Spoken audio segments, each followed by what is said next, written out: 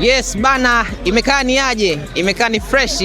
Hope uko fresh na uko good kabisa. Mimi naitwa Bino, karibu kwenye episode ya 7 ya furaha ya kipindi cha Naenda. Kipindi chetu ni kile Ijumaa, muda na muda kama huu hapa. Sisi tunapatikana kupitia YouTube ya madini.com kwa ajili ya kukuonyesha zile historia, lakini kuziandika jiografia za mkoa wa Dar es Salaam. Sasa mwanzo wa kipindi sio kawaida yangu, lakini leo nipo na mshikaji wangu. Inakuaje? Bana fresh vipi? Kama kawaida. Kama kawaida. Good kabisa. Good mwanangu. Waje umezingatia. Fresh mwanangu. Hapa ni simu 2000 mshikaji wangu. Una feel aje kuwepo hapa?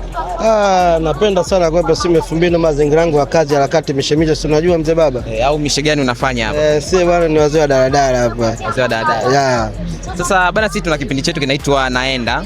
Leo tupo simu 2000 kwenda Masaki kutumia chuma ya daladala hii hapa. Mimi natamani kujua kwanza nini maana ya simu 2000, then tuanzie hapo.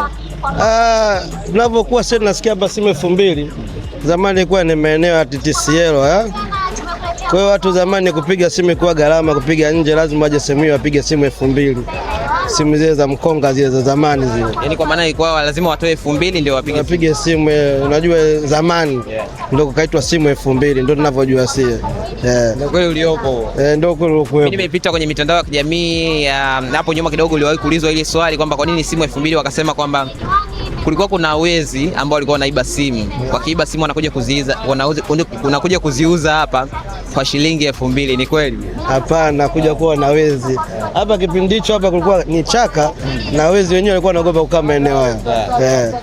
Bana, deep time. Fresh. Kwa hiyo kweli tumeupata kabisa. Maana ya simu 2000. Watu walikuwa wanakuja kupiga simu za zamani hapa, simu za mkononi. Unajua sasa hivi zipo kuja simu za nini hizi za mkononi, smartphone hizi zimerahisisha. Lakini kinyamwezi zamani simu lazima uje upige posta na simu. Wakwambia 2000 kupiga simu. Sawa kabisa. Sasa kama wewe ni mshikaji wa daladala, tunaweza tukatumia muda gani kutoka hapa simu 2000 mpaka Masaki? Hapa kwa kawaida ni dakika 30 unaweza kufika Masaki.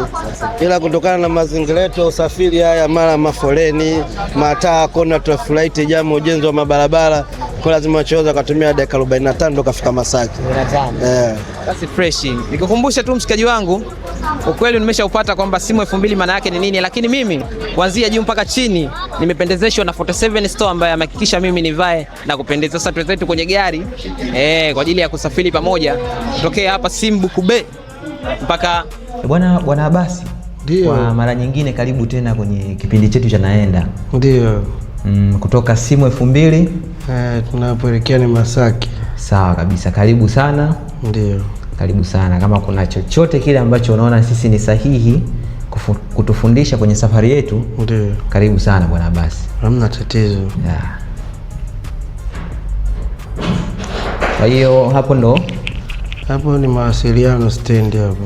Simu 2000. Sasa imezua mjadala sana. Nini maana ya simu 2000? Simu 2000 bwana. Kila mtu ana uelewa wake. Kweli. Na hii barabara tunayoingia labda inaitwaje? Hii hapa sasa, hii barabara tunatoka hii barabara ya mawasiliano hii. Simu 2000 hapa. Tunaelekea sasa mitaa ya Sinza. Tunaelekea mitaa ya Sinza. Hii barabara inaitwa barabara ya mawasiliano. Hii ni ya mawasiliano kwa sababu hizi barabara za mitaa. Mawasiliano. Hapo unapoona hapo kwenye roundabout hapo. Hapo kunja kushoto hapo unaelekea kwenye chuo cha hawa watu wana sheria. Kiko maeneo haya. Kipo maeneo hapo. Hapa sasa tunapoelekea yote tunaelekea sasa Sinza. Tunaelekea Sinza. Mugabe hapa. Sawa kabisa. Sinza. Na tutegemee kukutana na foreign maeneo gani? Foreign unaweza kutegemea kukutana nayo ni Morocco. Sawa kabisa.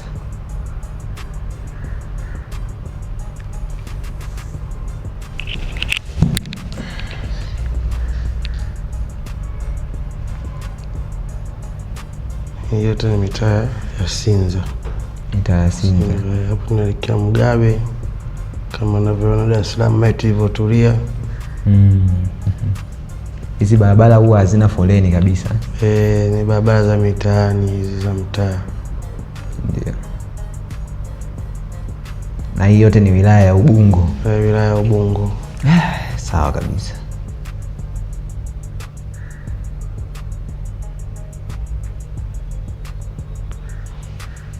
Hapo sasa nakaribia traffic light hapo. Traffic light za maeneo ya Mugabe. Hapo Sinza bado Ndio Sinza yote hii. Ndio Sinza, tumeshaingia Sinza? Sinza inaanzia hapo. Hapo Mugabe hapa. Hii mitaa Mugabe hapa. Tunaelekea madukani. Tunaelekea Sinza madukani. Sinza madukani. Kwa hiyo ile kona ni ya Mugabe. Na hapa tupo Sinza madukani. Hapa ndo Sinza madukani. Na kweli kuna maduka mengi. Kuna maduka vunja bei kama unavyoona. Sawa kabisa. Majengo na Sinza kama unavyoyaona. Sifa yake labda Sinza madukani ni ipi? Sifa kubwa. Sinza kumekucha Sinza ujue, yani Sinza yani tuseme yani kama New York unavyosema Miami kulivyochangamka, ni ndo sana Sinza ni kwa wajanja. Unajua kwa nini kuliitwa Sinza? Ndio. Sinza neno limetokana na Wasukuma. Kipindi kwa kuna mapoli, kwa Wasukuma walikuwa wakifika mjini hapa wanakuja kuibia huko, wanachinjwa. Sinza wale Sinza kuna huko mami. Ndio ikaitwa Sinza. Kwamba Sinza alikuwa anachinja sana, Wasukuma wanachinjwa sana. Sasa Wasukuma hawezi kusema ndo Sinza mami, ndo Waswahili Sinza, lakini hawajui neno maana Sinza alikuwa watu wanachinjwa sana. Walitoa Wasukuma. Tumekata kona hapo. Hapo ni kijiweni, hapo ni Sinza kijiweni. Tunaelekea mitaa ya Ryan hapo. Mbele hapo kuna kitu kinaitwa Ryan. Kwa hiyo ile kona ni tumekata ya kulia. Kwenye kona pale ndio Sinza kijiweni. Sinza kijiweni. Na maana ukinyosha mbele unaenda Sinza makaburini. Ukinyosha ukiacha kukata kona. Ukinyosha makaburini. Sawa. Mpaka Afrika sana unafika. Kwamba Wasukuma ndo ni waanzilishi wa neno Sinza. Walikuwa wanachinjwa sana. Unajua naitwa waishachukua hela za ng'ombe huko. Atwende huko Sinza, wakifika huko na polo wa mabegi wanachinjwa. Sasa walioshuhudia Wasukuma, uko Sinza, wale Sinza mami. Kumbe wanachinja. Ndio kaitwa Sinza. Maana yake ni kuchinja. Sawa kabisa. Ile barabara ambayo tuliingia ilikuwa inaitwaje, ambayo tumekuja kuingia na hii barabara? Sasa hii barabara hii ile ya Sinza ile Sinza inaenda Mwenge. Sasa hii barabara tunayoona inaitwaje ile? Ile barabara inaitwa Shekilango Road. Ile barabara tunavyoiona hii tunaingia hii barabara inaitwa Mlandizi Road. Mlandizi Road. Ndio jina lake, inaitwa Mlandizi Road. Watu walikuwa nakula ndizi. Mlandizi. Kwa hiyo tumeanza na barabara ya mawasiliano, tukaja barabara ya Shekilango, baada ya hapo tuko Mlandizi Road ambayo inafika Tandale uzuri. Kwa hapa tunaitafuta sehemu gani maarufu hapo tunapoelekea hapo ni mitaa ya Ryan, Sinza Ryan. Sifa yake Ryan, Sinza Ryan ni kitu ambacho ni kuna hoteli hapo ni Ryan ina Simba. Sinza Lion. Simba. Simba Ryan. Sawa kabisa. Hapo ni Ryan, hii mitaa ya Ryan. Umeona? Ndio. Sababu tunaelekea mitaa Vatican. Hii yote inaitwa mitaa Vatican. Unajua unaona hii njia ya Mlandizi Road. Sehemu nyingi haina vituo, ila kuna yani sehemu yenye majina maarufu itakuwa iko vituo. Kutokana na uhaba sehemu, kwa hiyo kuna vituo vya juu kwa juu watu wanashusha. Umeona? Kwa hiyo mitaa hii mitaa Vatican hapo unavyoona. Vatican. Sinza Vatican au? Sinza Vatican. Sawa kabisa. Sinza Vatican. Wasukuma tulichinjwa sana. Ana mami wali Sinza gani walikuwa nachinja. Ndio. Yote mitaa Vatican unapoona hiyo. Ndio. Sasa hapo tukitoka Vatican tunasogea sehemu moja kunaitwa Waitini. Kunaitwa Waitini. Nalita jina. Sielewi kidogo. Kitu kinaitwa Waitini. Ndo? Ni kituo tu maarufu hapo. Ni Waitini. Mtu wa Sinza anayejua Dar es Salaam, Waitini anapajua. Upande huko kuna baa inaitwa Shikamoo, kuliko kuna baa inaitwa Marahaba. Kuna baa ziko mbili, Shikamoo na Marahaba. Hatujafika bado. Ndio sasa hapa tunaanza kufika sasa. Sawa. Unaona hapo upande wa kulia? Ndio. Upande wa kulia hapo ndo kuna baa inaitwa Shikamoo. Shikamoo ilikuwepo huku. Shikamoo? Huku ilikuwepo Marahaba iliungua. Kwa hiyo imebaki Shikamoo. Inabidi wajenge Marahaba. Sinza. Sasa hapo chini tunaposhuka hapo. Hii ni barabara ya Mlandizi Road. Tunaposhuka hapo inaitwa Sinza Darajani. Sinza darajani. Sasa ndo tunaanza kuiacha Sinza hapo. Tunapelekea ni Sinza darajani hapo.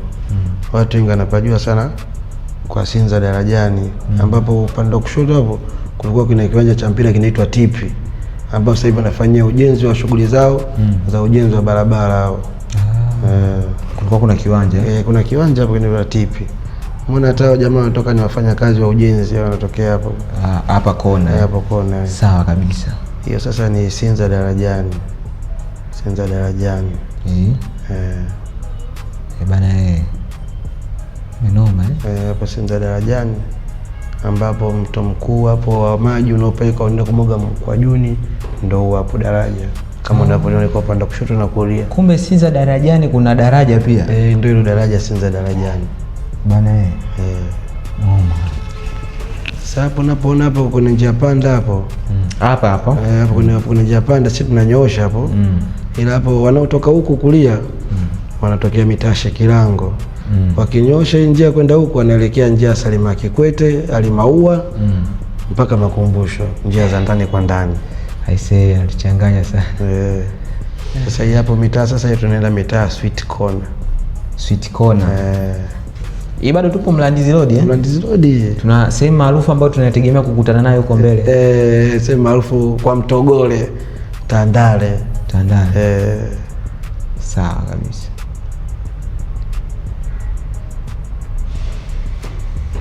Tutegemee kutumia dakika ngapi? Unajua kwa sababu tupo kwenye daladala, mida yetu inakuwa daladala hawana muda maalum timetable.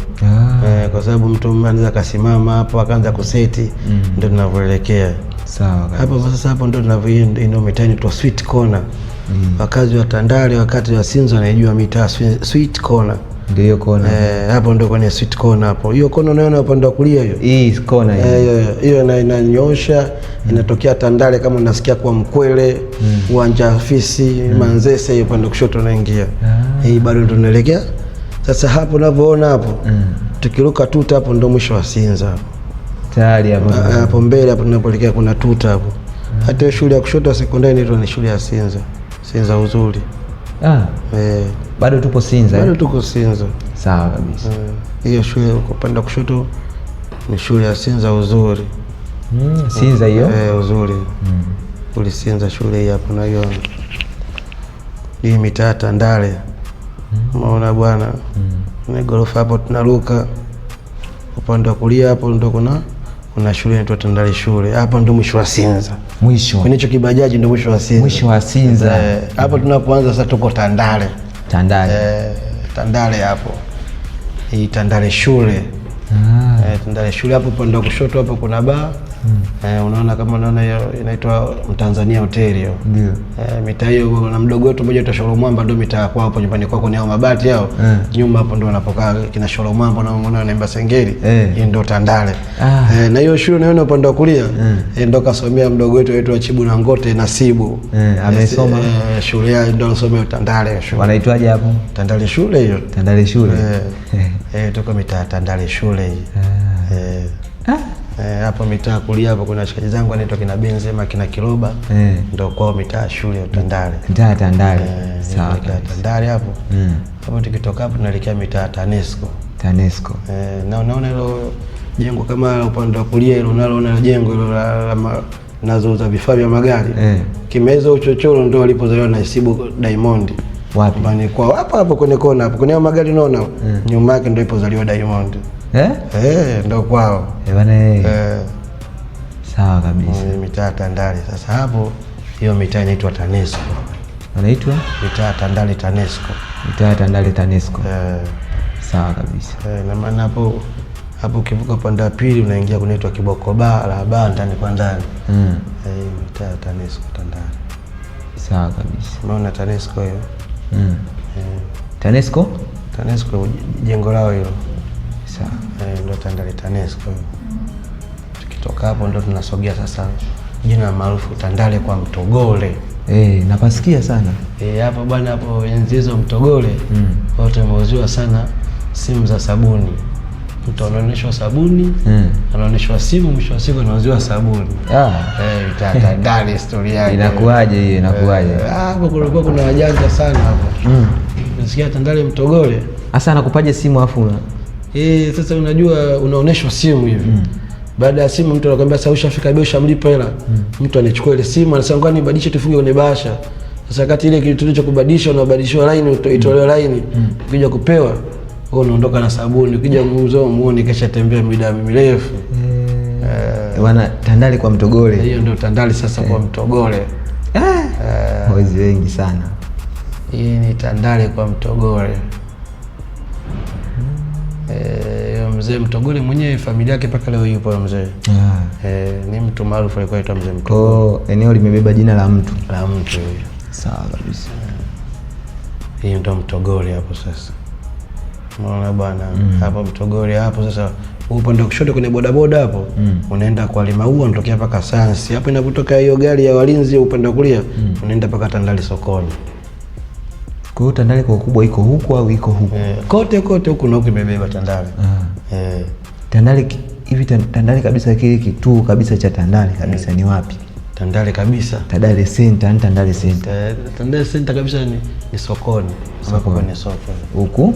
Huko juu. Na hichi kituo? Hichi kinaitwa Mtogole hapo. Mtogole. Ndio anapaki bajaji hapo.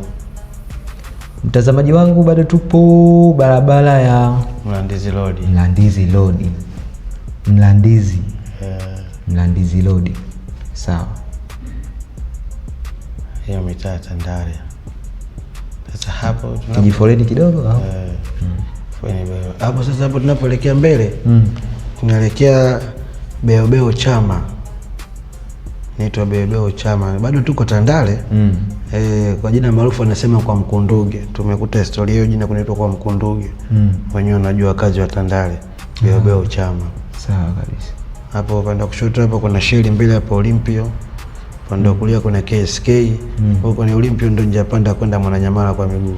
Ndio. Kama unatoka Tandale hauna nauli unacheza kwa lege. Mbele hapo kuna njia unapita kushoto unaelekea Mwananyamala. Hiyo tuko Tandale hapo. Sawa kabisa. Eneo tupo Tandale. Tandale nini? Tandale Beobeo Chama. Beobeo Chama. Sawa. Ndio nilipokuambia mbele kuna sheli na kama unavyoiona sheli mbele hapo. Sheli hapo imeandikwa Olympio. Olympic Tandale. Olympic Tandale. Sawa kabisa. Na hiyo kona unaona gari linaingia kushoto hapo. Ndio kona kwenda Mwananyamala. Hapo mbele utapoenda pale juu kuna junction unarudi huko Mwananyamala, huko unarudi kushoto na Makumbusho. Hiyo mitaa ya Chama Beobeo hiyo Tandale. Wana sisi kazi yetu ni kuitafuta Masaki. Ila mitaa ni mingi sana. Mitaa mingi sana changamoto. Hapo sasa hivi tunapoelekea hapo mbele wenyewe wanaita Yemen. Hapo mitaa Yemen. Bado tuko Tandale hiyo. Hapo walikaa sana Waarabu ndio maana waliamua kuita Yemen. Watu wengi wa Yemen walikaa mitaa hiyo Arabu. Naitwa Tandale Yemen. Sawa, Tandale Yemen. Hapa ndo bado tuko Beobeo. Beobeo Chama. Sawa, ngoja tuangalie vizuri hapa. Sawa kabisa.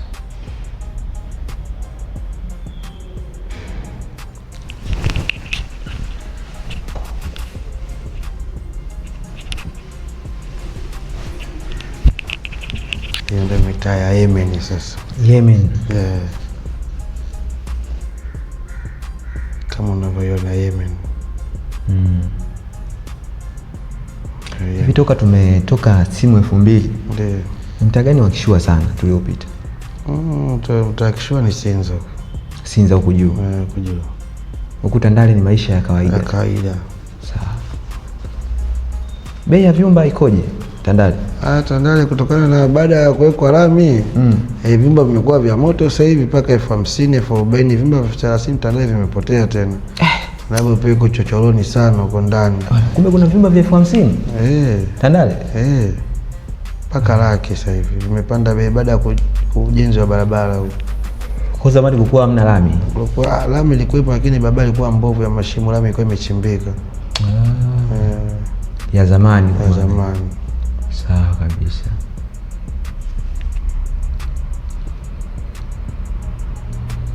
Hiyo sasa tunaelekea Tandale kwa Tumbo. Tandale kwa Tumbo. Tumbo naye ni mtu? Ni mtu alikuwa anaitwa Mzee Tumbo. Watu walikuwa wanapenda kujipakulia minyama. Alikuwa bwana Tumbo, yani alikuwa na tumbo kubwa sana. Ili aite Tandale kwa Tumbo. Ametaita Tandale kwa Tumbo kweli, kuna kina mama hapa na uzauza viutumbo. Waliamua kupita na mitaa kwa Tumbo. Na hapo naona kwa Tumbo hapo upande wa kulia hapo kuna barabara na penye tena yenyewe inaenda Tandale sokoni. Inaenda hiyo huko ya nani? Ya kulia hiyo. Sawa kabisa. Hiyo mitaa Tandale. Hapo ndo kwa Tumbo. Kwenye hiyo bamzi. Tandale kwa Tumbo. Tandale kwa Tumbo. Hapo sasa tunapopandisha juu tunaelekea Popo Bawa.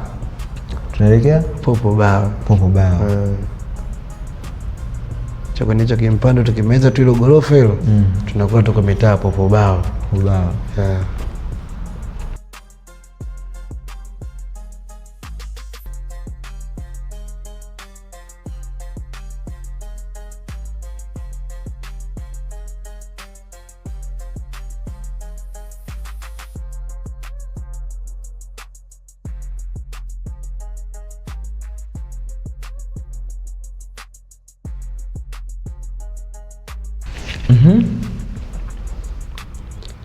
Hiyo ndio Popo Bawa sasa tunapanda. Popo Bawa. Maana hapo Popo Bawa hapo kuna njia panda hapo. Ndio. Ya kuingia kulia hapo. Ambao unaenda kutokea barabara ya Morogoro Road. Morogoro Road. Morogoro Road ni barabara ambayo inatoka wapi kwenda wapi? Morogoro Road inatoka Kariakoo inanyosha kwenda Mbezi. Sawa, mpaka Morogoro. Chalinze kwa kweli mpaka Morogoro. Ndio hiyo Ndio hiyo. Hiyo panda kulia hapo naenda kukutana ya panda Morogoro Road. Hapo unaona kuja uko unatokea Kagera. Kazi ya Magomeni wanapajua njia panda Kagera hapo. Magomeni yenyewe ndio iko huko. Ndio inaanzia hapo Popo Bawa. Kwa hapa tumeanza Magomeni. Hii inaitwa Magomeni Makanya. Magomeni Makanya. Inaanzia na Popo Bawa. Hapo unapoona kwenye jengo hilo unapoona la gorofa hilo. Hiyo inaitwa mitaa ya Nasari. Mitaa ya Nasari. Ila yote hii ni Magomeni. Ni Magomeni Makanya. Kuanzia pale ni Magomeni. Yaani kwa title kubwa ni Magomeni. Magomeni Makanya naitwa. Sawa kabisa. Hii mitaa ya Nasari hapo unapoona. Mtu anajua Dar es Salaam basi ndio mitaa ya Nasari. Nasari. Nasari kwa maana ya chekechea. Mitaa ya Nasari. Na hapo sasa tunapoelekea mbele hapo. Ndio. Unaitwa kwa Bonge hapo. Kwa Bonge. Hatukupita? Hatujapita. Tumepita kwa Tumbo huku sasa kwa Bonge hapo. Tandale kwa Bonge. Hii Magomeni Makanya kwa Bonge. Magomeni kwa Bonge. Ila Tandale kwa Tumbo. Ya mitaa sasa tushamaliza kwa Bonge hapa. Sasa hiyo mitaa unavyoona inaitwa Daybreak. Daybreak. Daybreak. Zamani kuna timu ilikuwa inaitwa Break. Daybreak Sharp. Daybreak wa mpira wa miguu. Mpira wa miguu. Sawa kabisa. Na hiyo mitaa unaiona hapo sasa hivi tunapoingia sasa hii ni kwa Binyao. Binyao. Kuna nini yuko ta Binyao. Bana mbona walikuwa wanapenda kuna nini kuzipa sehemu majina yao? Huyu Binyao huyo alikuwa ni maarufu sana, alikuwa anafuga paka sana Ubibe, kuna paka wengi nyumbani kwake. Hayo maeneo. Ndio maana akaita kwa Binyao. Binyao. Na hapo mbele kuna kona hapo tunaelekea sasa kuna gereji. Kuna gereji. Kuna kitu kinaitwa kona gereji. Kuna kona hapo mbele. Binyao. Kona gereji. Kona gereji. Sawa, kona hii. Hamna barabara inayoendelea kwa hiyo. Sawa kabisa. Kona gereji. Na hiyo fence unaona upande wa kulia? Ndio. Ni fence ya shule. Shule gani? Kuna shule ya sekondari hapo Magomeni, kuna shule ya msingi Magomeni hapo. Na upande wa kushoto hapo ndo kuna makaburi hayo unavyoyaona. Yamejengewa fence hayo. Makaburi ya? Makaburi ya Magomeni. Makaburi ya Magomeni.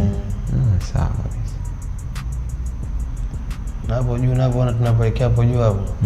Wanaita kituo cha Somanga. Ambacho ni kituo tu watu wanashuka Somanga. So watu wanashuka. Yote Magomeni Makanya hii. Kuna watu wanasema kwamba kwa Magomeni imeshaanza in short. Yote Magomeni. Sawa, Magomeni. Sawa. Kuna watu wanasema kwamba Dar ni mkoa mdogo.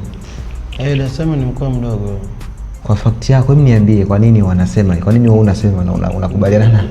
Kwa sababu daladala hapa Dar es Salaam hauwezi ukatumia nauli kwa sehemu ukaenda labda ukalipa kwenye basi nauli 15,000 20,000. Kama wilaya. Kama wilaya tofauti na mikoa tu kama sio inatokea. Kama mfano tokea wilaya ya Nzega, tarafa ya Bukene. Nikisema nipande basi kwenda Tabora mjini niende Sikonge, nalipa zaidi ya 20,000. Kwa mkoa wangu mimi ni mkubwa sana. Mkoa mkubwa. Kwa hiyo nathibitisha kwa kusema kwamba nauli. Nakumbuka hata siku za nyuma hapo niliwahi kuposti kipindi tunafanya promotion ya hiki kipindi cha Naenda kwamba mkoa gani ni mdogo tunaweza kutembea kwa miguu tukaumaliza. Kuna mtu akaniambia kwamba hili swali waulize wafanyabiashara wa Dar. Akatenda akaja chini akaprove akasema kwamba mtu anazunguka wilaya zote za Dar siku moja. Kwa pia nikaungana nikakubaliana kabisa kwamba Dar ni mkoa mdogo. Hapa bwana tumefika sasa, hii ni Magomeni kanisani. Hii ni Magomeni kanisani. Hapa Magomeni kanisani. Ukikunja upande kwenda kulia unaelekea Kariakoo, Mbagala, Buguruni, Chanika. Hiyo gari unakunja kushoto hapo. Unaelekea sasa mitaa ya Masaki. Sisi tunaenda huko au? Sisi tunaenda kushoto hapo. Tunaenda kushoto. Sawa kabisa. Njia kushoto naona ninavyokunja hapo. Kwa barabara tulioiacha nyuma inaitwa barabara ya Mlandizi Road. Mlandizi Road. Hamna sehemu umeniambia kwamba hapa ni Mlandizi. Inaitwa tu Mlandizi Road. Basi. Ila Mlandizi yenyewe ukitaka ipo kibao. Noma kabisa. Na hii barabara tulioitumia sasa hivi inaitwaje? Hii bana mimi najua tu barabara ya Kinondoni, lakini sijafanya utafiti ni barabara gani. Lakini najua barabara na hapo tunaposhuka ndo bonde, ukisikia maarufu bonde la Mkwajuni. Bonde la Mkwajuni.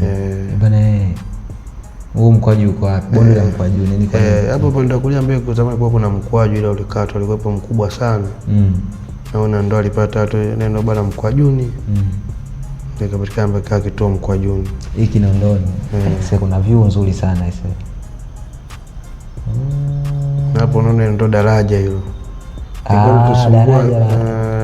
Tusumbua sana magari hapo, madadari alikuwa nakunywa maji. Tunamshukuru Rais Samia akaweza kutuboresha hilo daraja, sasa hivi tunapita juu. Zamani ilikuwa shida sana. Ilikuwa shida. Miaka ya 2000 na mvua zikinyesha hapo magari hayapiti, yanaloa maji. Miaka ya 2000 na ngapi? Miaka 2000 hayo kuja 2000 na mpaka 2005. Watu wametabika sana. Na hapo juu hapo na ndo Mkwajuni stand. Wapi? Hapo juu hapo. Upande wa kushoto na kulia kote ni kituo cha Mkwajuni. Mkwajuni. Unaona loko hapo upande wa kulia wanaoelekea mjini. Sio upande kituo cha upande wa kushoto wanaoelekea Kawe, Msasani, Masaki, Mwenge, Mwananyamala, wote wanakaa upande wa kushoto. Eneo tuliopo sasa hivi ni Kinondoni. No, namaanisha umesema Mkwajuni pale bonde la Mkwajuni, alafu Mkwajuni ni Kinondoni yenyewe. Alafu hii tuliopo sasa hivi ni bado tuko bonde la Mkwajuni. Tupo Mkwajuni stand hapa. Mkwajuni stand. Sawa kabisa. Unaona kituo cha mwendokasi unapokuona kipo katikati hapo. Yote ni Mkwajuni. Hivi kwa nini Kinondoni? Jina Kinondoni. Kinondoni zamani huko tulikuwa tunapigwa sana nondo huko. Pigwa sana tunondo za vichwa ndio kutoka Kinondoni. Nyie mnatuweka. Sio kweli. Unajua mimi hata kama neno unaona ile neno Msasani. Huko Msasani kwa kuna mtu alikuwa anaitwa Musa Hasani. Musa Hasani. Sasa Makonde kusema Musa Hasani alikuwa hawezi kuna kukuta Msasani Chachani. Ndio ikawa Msasani. Lakini neno Msasani ilikuwa ni Musa Hasani. I see. Na hiyo ndio Kinondoni studio hapo kama unavyoona. Kituo kipo pande kushoto na kulia. Kinondoni studio. Ndio tunaingia Kinondoni studio. Sasa eneo maarufu sana ile. Unajua hata nilipokuwa mkoani pia niliwahi kusikia. Kinondoni studio. Kwa nini Kinondoni studio? Hapa zamani kwa kuna studio nyingi sana za kurekodia. Za kurekodia wasanii. Wasanii. Sawa. Maana katika Kinondoni studio. Na hapo mbele kuna traffic ukikunja kushoto hapo. Unaelekea Mwananyamala hospitali. Ndio. Makumbusho. Ndio. Hiyo njia inafika. Kinondoni. Watu walikuwa wanapigwa nondo sana. Mataa, barabara ile unasema inapanda juu ni? Unaenda Mwananyamala. Inashuka chini. hiyo inashuka chini hiyo, wanaelekea kwa Kanumba, makaburi ya Kanumba maarufu, makaburi ya Kinondoni kwa Kanumba, ndio barabara ya chini. Sawa. Ambayo unapanda kulia na penyewe kuna barabara ya pili inaelekea huko. Makaburi hayo mpaka posta. Yanaitwa makaburi ya Kinondoni. Ya Kinondoni. Sawa. Napo naona sheli mbele hapo ndio mitaa inatoka Mwanamboka Kinondoni. Sikia kama Mwanamboka ndio hiyo mitaa hiyo kwenye gorofa unaloliona. Hiyo gorofa hili. La kushoto ndio Mwanamboka. Foleni hiyo. Foleni hapo traffic light. Na maana ukikunja kulia hapo unaenda posta station. Wapi? Hiyo traffic light hapo. Unaona kuna njia hapo? Pale mbele afu kuna mataa mengi sana. Huko nileka Kinondoni mpaka posta. Mpaka uko beach hiyo njia nafika. Hiyo ya chini. Na ukirudi kushoto hiyo unaenda hadi Mwananyamala Makumbusho. Sawa. Na hicho kituo cha mbele ndio kinaitwa Manyanya. Manyanya stand. Manyanya. Majina mimi najiulizaga mpaka leo yani kwa nini? Wenda hapo zamani labda kulikuwa kuna watu walima nyanya hapo nako ndio Manyanya. Hizo zako sasa. Inawezekana. Kwanza sisi umetuambia alikuwa na Wasukuma wanachinjwa. Kinondoni watu wanapigwa nondo sana. Tunaelekea hapa wapi pia? Tunaelekea sasa Biafra, Kinondoni B. Kinondoni B Afla. Kinondoni B. Anasikiaga Kinondoni B. Yaani wanarahisisha tu ila ni Biafra. Kwa hiyo hamna Kinondoni A wala hapana. Hizi zipo Kinondoni A, Kinondoni lakini inaitwa Kinondoni Biafra ila watu wanaishia B. Ile kirefu chake ni Biafra. Ni sasa kijana 2000 mjini Kariakoo ile soko linajua linaitwa soko la Kariakoo. Lakini pale zamani kulikuwa inaitwa Kariakoo. Lakini sasa hivi leo kwa hivyo 2000 ukimwambia unapajua Kariakoo hapajui mpaka umtajie Kariakoo. Kwa hapa ndo tupo Kinondoni B. Kinondoni B. Kinondoni B ni maana yake ni Kinondoni Biafra. Bana Biafra inamaanisha nini? Sasa sijajua maana Biafra. Ya tu nimekuta neno Biafra na hapo alikuwa anafanyia sana shughuli za kiserikali. Kulikuwa kuna uwanja mkubwa hapo. Watu walikuwa wanachezea mipira hapo Biafra. Eneo gani huku? Upande wa kulia hapo mbele kuna mnada. Lakini kama unavyoona sasa hivi tena hapo viwanja hivyo vishakuwa vya biashara kama hivyo unaona mnada. Naona mnada. Mnada unaitwaje? Mnada bwana wafanya biashara wazee wa kuhama mnada. Kama minada mingine vijijini unakuta mnada uko Shinyanga mara uko Tabora uko wapi. Hii ni minada Dar es Salaam hii. Za kutoka hapa mara uko Tegeta au mnada mara Kawe. Mnada huu unahama. Mnada wa kuhama. Ni juma ngapi? Jumamosi. Jumamosi tu. Kila Jumamosi lazima mnada uwepo hapo. Wanauza vitu gani na vitu vidogo vidogo vyote, nguo, sabuni, chakula, vyote vinapatikana mahitaji. Sawa. Tumetoka mnada wa Biafra. Tunaingia naona kuna mataa pia. Mataa mengi. Mataa tatu kabisa. Mataa ukikunja kushoto unaweza ukafika hadi Makumbusho Mwananyamala. Hii kushoto. Na ukikunja kulia unaenda kutana na barabara kubwa ya Bagamoyo Road au kinyosha ukikunja kulia. Ni kinyosha hii. Kulia. Naenda kutana na barabara kubwa ya Bagamoyo Road ambayo tunaenda kuifuata sasa hivi hapo Moroko tunakutana nayo barabara. Na hiyo njia nyoka ndio kutana na njia ya Bagamoyo Road. Kwa tupo? Tupo njia panda hapo. Tupo njia panda. Hapo sasa tunaenda sasa Moroko. Kituo cha Moroko. Ndio tunapoenda sasa hivi. Naomba ukifika niambie kabisa. Na maswali mengi hapa. Na hapo ndio utakutana na foleni hapo mbele. Foleni tutaanzia hapo. Hiyo ndio Moroko. Foleni. Hii ndio Moroko. Hiyo ndio Moroko. Hivi kwa nini jina la nchi nyingine watu wanalileta kwenye nchi yao? Moroko. Hatujajua wazee wetu waliopita mara ya kwanza kwa nini waliita Moroko. Maana sisi tumezaliwa tumekuta kunaitwa Moroko. Hatujajua sasa kwa nini waliita Moroko. Hata nchi za wenzetu kuna majina ya kwetu. Kuna sehemu unaweza kufika hata South Africa kuna sehemu inaitwa Tandale. Kajuze kwa nini kumeitwa Tandale? South Africa kuna sehemu inaitwa Tandale? Zipo sehemu huko Swahilini. Wapo watu wa Tandale. Sawa kabisa. Moroko Tanzania. Moroko Tanzania. Na hapo unavyoona hapo kwa juu hapo jengo kubwa unavyoliona ndio jengo la Airtel. Liko wapi? Liko upande wa kulia hapo juu. Jengo la Airtel. Simu zote tunazopiga mitandao ya Airtel basi ndio jengo lao makao makuu ni hapo. Hayo maeneo. Sawa kabisa.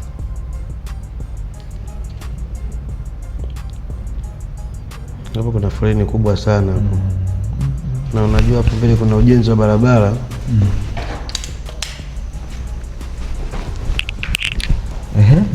Jengo la Airtel. Na kama unavyoona liko upande kulia naona inaendelea ya Airtel. Sawa. Hii barabara ambayo tuliopo sasa hivi? Hii barabara ndio nakwambia naelekea Kawe. Kuniambia una nani? Jina sasa sijajua inaitwaje. Ila tulipo sasa hivi ni Morocco. Morocco. Nchi za watu. Dar es Salaam unajua hata umezaliwa hapa huwezi kujua yote. Wewe mbona unaijua? Mimi najua baadhi. Kuna mtu kazaliwa hapa lakini mwambia Mtogole Uswahilini kila baba hapa jui. Lakini kazaliwa Dar es Salaam hapa. Hapa jui sababu ni kubwa sana, ina vichochoro vingi. Mitaa mingi. Naona hichi ni kituo cha Morocco. Kumbe Morocco kituo chake ni hiki. Ni hichi. Hapa watu wanapanda wanaelekea Bunju. Tegeta wanapandia hapo magari. Hapo mbele unapoona ndio traffic light. Sawa. Hivi kwa nini? Naweza nikauliza swali pia. Kwa nini traffic lights? Kwenye barabara. Taa zinazoongoza magari. Unajua hii barabara ambayo tunaitumia sasa hivi. Umesema tunayoitumia sasa hivi kutoka pale Magomeni mpaka tuliopo sasa hivi si ndio barabara moja bado. Tumekutana na mataa, yani haya ni mataa zaidi ya kama sio 4 5. Ndio. Ni kwa nini yanakuwepo mengi? Kutokana na junction za mwingiliano wa watu. Kwa sababu kuna muda inabidi ziweke taa. Ndio. Kuna usiku traffic inaweza kuwa hayupo. Kwa hiyo tunaongozwa na mataa. Ndio maana ameweka mataa.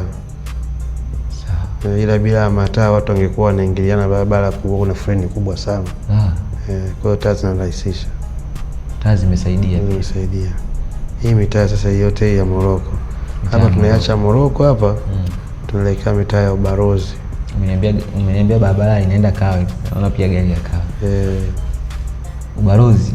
Tunaelekea mbele hapo tutakunja upande wa kulia kuingia mitaa ya Ubarozi wa Marekani.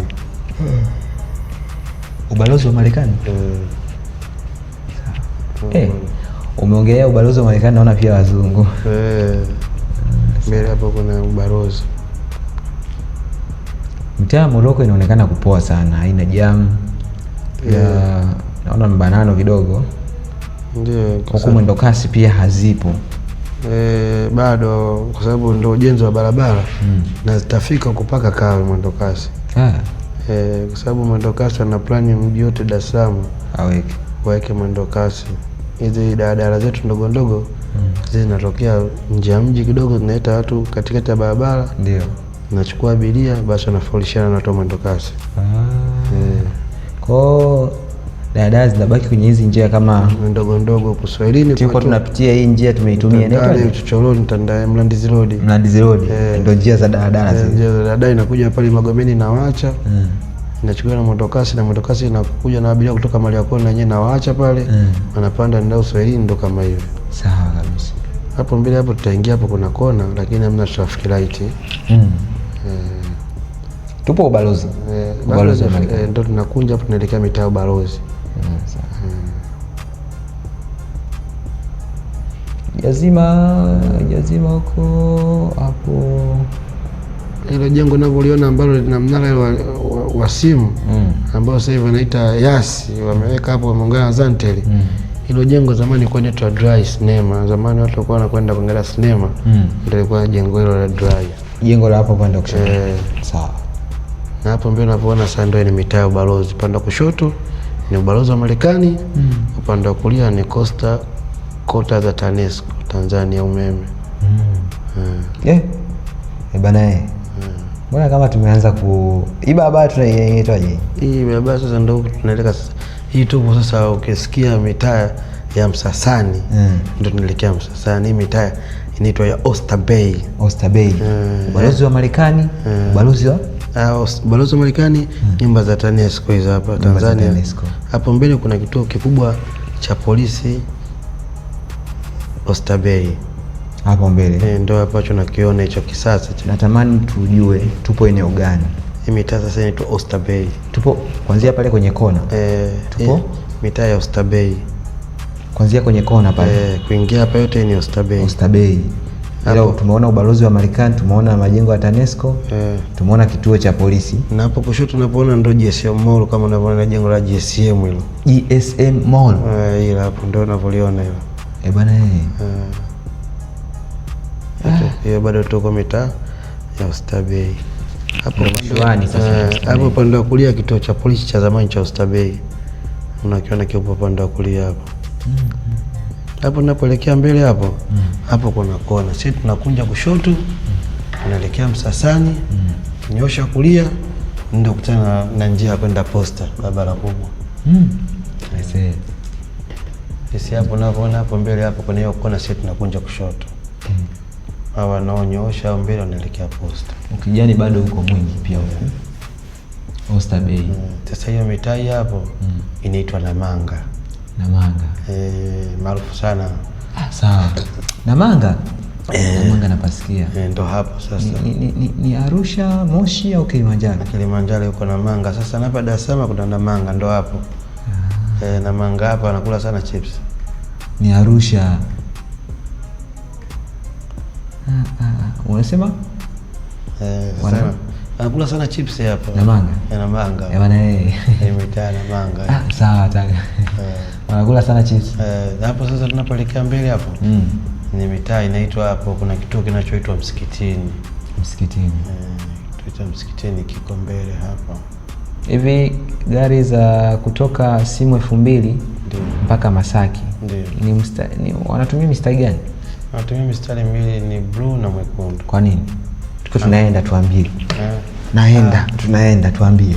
Kwa sababu ndio naona alichagua kuweka rangi hizo wenyewe au watu wanaoshweka na njia LATRA. Kwa sababu mistari ipo njia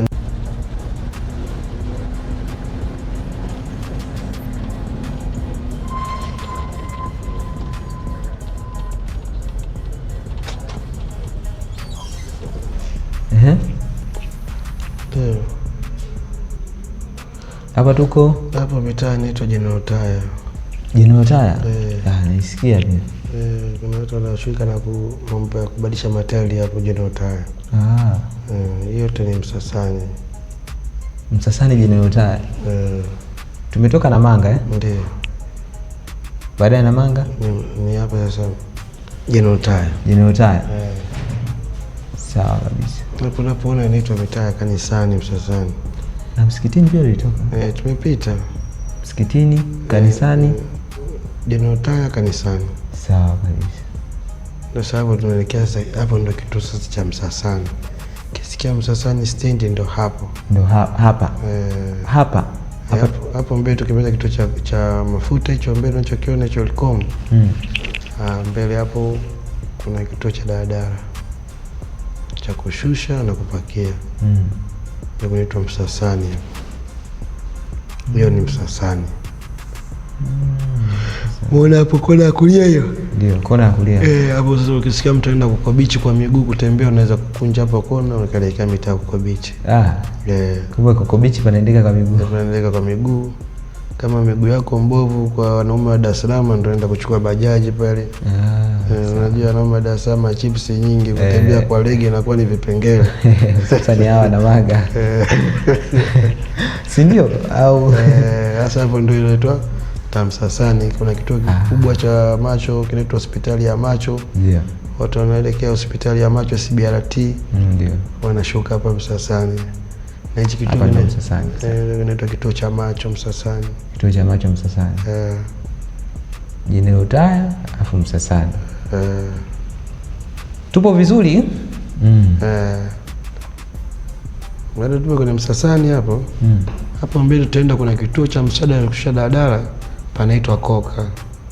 Wapi? Hapo mbele. Kuna kituo cha wanashusha msaada kunaitwa Koka. Kunaitwa Koka? Sijaelewa hiyo. Ni kituo cha kushusha kinaitwa Coca-Cola. Hapo mbele. Hapo mbele. Sawa. Tuna takriban dakika ngapi tufike Masaki? Masaki hapa kama kuna dakika 10 tutakuwa tushafika. Hivi Masaki pia kuna stendi?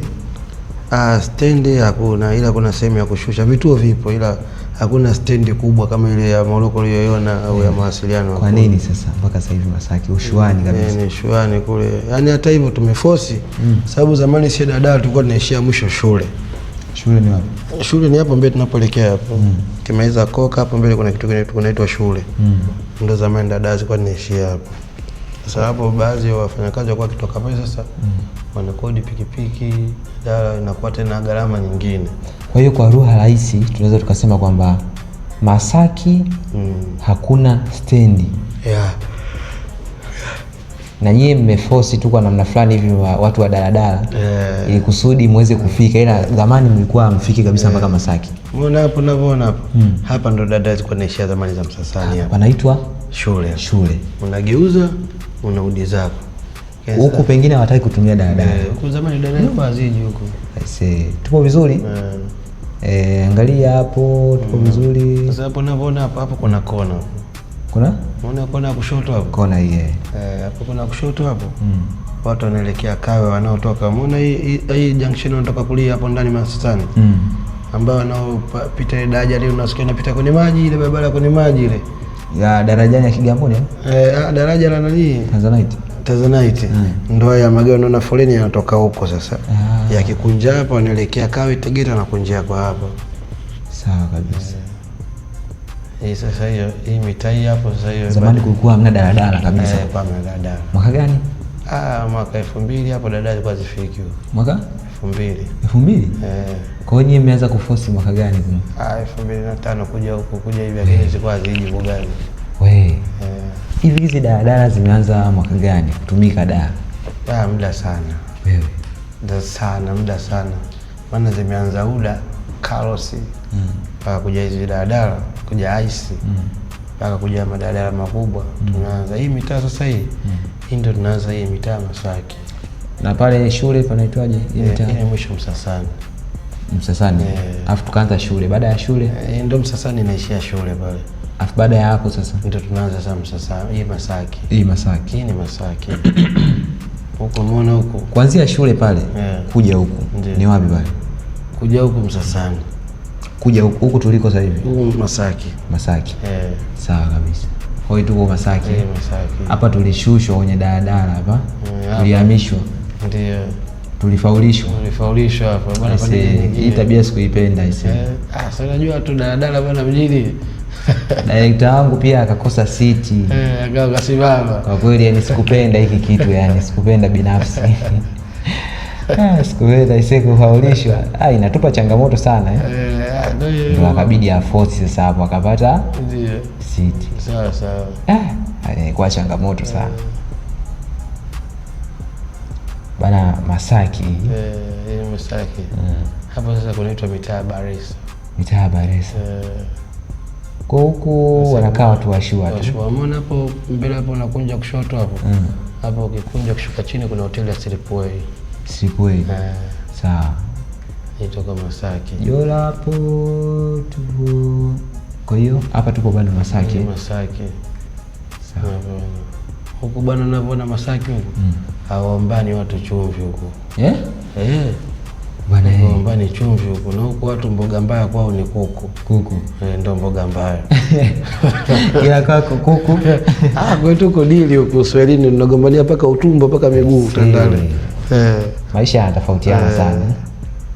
Maana bana hii miti. Kweli naona hata mitaa pia miti ulisema pia tutegemee kuna nini. Hakuna foleni. Mitaa hapa unavyoiona hiyo tai Masaki. Hapa kunaitwa Msada. Hapa kompyuta, hapa kunaitwa kompyuta. Hiyo tai. Zamani walikuwa wanapata tabu sana. Unajua kushukia pale shule mpaka hapa tulipo ni mbali Ndio. Sawa kabisa.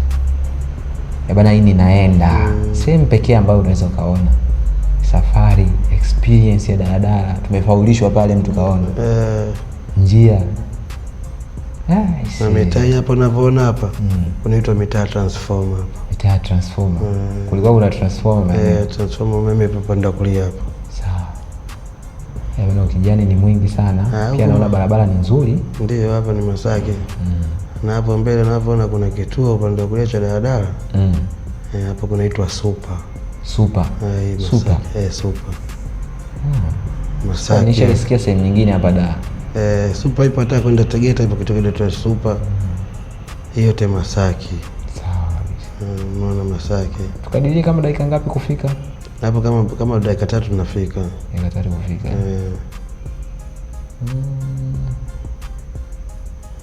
Barabara zinabana kidogo naona huu bwana hapa. Ila huku tusitegemee na nili mwendo kasi. Hamna mwendo kasi. Barabara zimebanana sana. Haitakuja huku. Isha kuja kufanya survey. Lakini ameshindwa kuweka mibarabara huko. Na hawezi kuwalipa watu nyumba huko. Huko nyumba kuanzia bilioni huko. Kwa kweli. Hamna nyumba ya milioni huko ni bilioni. Hapo mitaa hiyo inaitwa Super hiyo. Kwa mtu ambaye hakufika, maana mimi tayari nishafika. Ila tuko wote tunaenda. Tutegemee kukutana na kituo kikuu. Tunaishia kituo kikuu. Kuna stendi tu ya kusushia abiria, hakuna kituo kikuu. Sawa. Ndio. Kwa hiyo tutegemee kukutana na kituo cha mitaa unavyoiona inaitwa Mbuyuni hapo. Mbuyuni Masaki. Sawa. Mbuyuni. Kila sehemu naona bams. Nao pia wanapanda huko. Na Amerika hivi kwa sababu ni gari ndogo kwa nakimbia sana. Sawa, kuzuia ajali. Lakini umeona sio ni dadala ndio tunapiga break. Ni viite huko wasikia matuta huko. Wasikia matuta tunapita tu. Bwana pamepoa sana. Naona kadri tulivyokuwa tunatoka Simu 2000 tumekatiza Sinza. Population ya watu inaenda na pungua. Naona huku watu hawapo kabisa. Wako wapi? Watu wako lakini wako busy, wako maofisini wanafanya kazi. Huku hakuna wazururaji. Huku labda wazururaji ukiona wengi huku wamekuja kupiga picha. Mtu katoka Iringa, Chalinze, Mlandizi anataka kupiga picha. Ndio mitaa Masaki bwana, unaona kama vile hoteli pande kushoto unavyoiona. Hapo ni kona hiyo ndo Masaki. Ndio kituoni kwa lugha rahisi. Hapo tukikunja kushoto tunaelekea kuna kituo. Tunageuka. Unaona kama hivyo bila nyingine na wao daladala. Tulishushu hapo. Ndio hapo ni mwisho hapo. Hapo ndo mwisho. Inaenda hadi mbele mwisho nazunguka unaenda about. Ila kuna watu wengine wanageukia hapo. Mbona pia tulishukia hapa na gari zinapaki. Wengine wanapenda kushuka hapo kwa sababu kuna wengine wanaenda pande wa kulia. Ila ilikuwa vyema sisi kushukia hapa labda tu mliamua na nyinyi mtalii kidogo kushuka. Lakini gari kwa inaelekea mwisho hapo mbele. Ila sio mbali sana. Sio mbaya pia. Yes bana, jukumu letu sisi ni kukufikisha pale ambapo wewe unaona uweze kufika kwa kutumia usafiri wa daladala. Leo nimetoka Simbukube. Napozungumzia Simbukube na maanisha Simu 2000 mpaka kipande cha Masaki. Asante kwa mshikaji wangu ambaye umetake time lako kutazama kipindi chetu cha Naenda kila Ijumaa siku moja ya wiki kupitia YouTube ya Madini.com BR. Nipo hapa kwa ajili ya shughuli hiyo. Nikikumbusha tu kwamba Unyamwezi kuanzia juu mpaka chini amenizingatia 47 store na hii hapa ni Masaki stendi ya daladala. Kwa hiyo waambie na wenzako kwamba kipindi ni siku moja ya wiki na hii hapa ninaenda. Mpaka sasa hivi sina la ziada. Behind the camera my brother Jedax, lakini producer wa kipindi anaitwa Gleison Gideon. Till next time washikaji zangu, I'm out.